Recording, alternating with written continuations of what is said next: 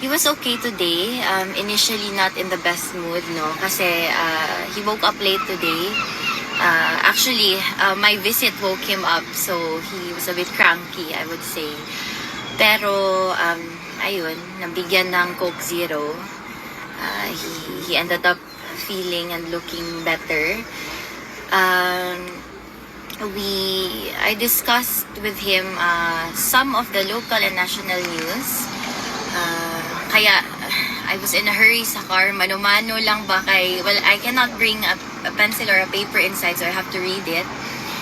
And then, not much today. He was asking more about the family. He knows about the decision already. And I do not initiate conversations with him about it because it might ruin his mood. But he knows, and so far he is accepting of it, no? Like he always says, wala tayong magawa eh. Leave it up to God. He also said na kung anong mangyari,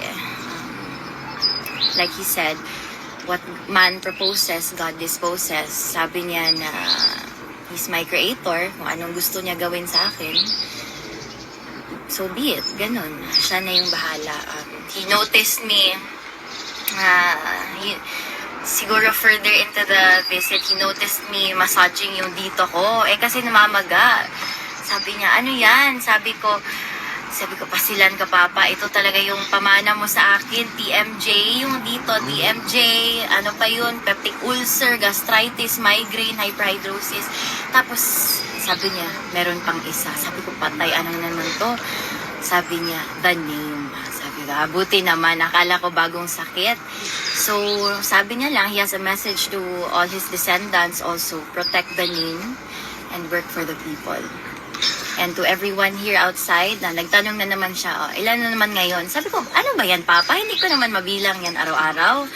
Sabi ko, madami pa rin, meron pa rin, and I will see them later. They're going to ask me about my visit, and wala lang, I'm gonna answer, and I'm gonna tell them kung anong mensahe mo. Sabi niya, always Invictus, and my deep gratitude to all of you. Kit, as the daughter, what was your initial reaction when you heard about the decision of the appeals chamber? Obviously, even without watching, we still keep a close eye on the case, my siblings and I. So we kind of expected the results already with the appeal on jurisdiction. Disappointed but not surprised. Like I said, we are hoping for the best, but we are always prepared for the worst. You know our families. Do you have the same sentiment or reaction when you heard about the confirmation of charges decision as well? Yes. Ayun, we are always expecting the worst. That's the only way to be prepared for whatever comes, for whatever cards you might deal with. Diba? So, what are your lingering thoughts now that this is going to push to a full-blown trial? I worry a lot. I worry a lot because our papa is 81 years old. He claims to be 87. Sometimes he mixes it up na. I can't think straight, no? Because there are a lot of possibilities. There's a lot that can happen in such a short period of time. But siguro, I wouldn't call it lingering thoughts. I would call it siguro like daydreaming, no? Sometimes at night, bago matulog, I dream of him back home, him with with our family, with my siblings, with Mira, with my mom, and of him doing the simple things that he wishes to do. Kasi like he said, wala simple lang tayo. Kung may pera pa sana ako, di sana ako nandito, bayaran ko silang lahat, kaso wala. So, wala siyang magawa. But he dreams the same.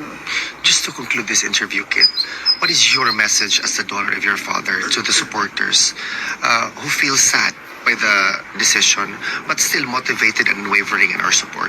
I know that most of you are very sad and disappointed with our appeal on jurisdiction. I know most of you also had high hopes for this. I know that you love Tatay Digong and you want him to come home. But if you love him, then try your best to be like him. Invictus as always. Thank you, Kit. Mabuhay ka. Mabuhay.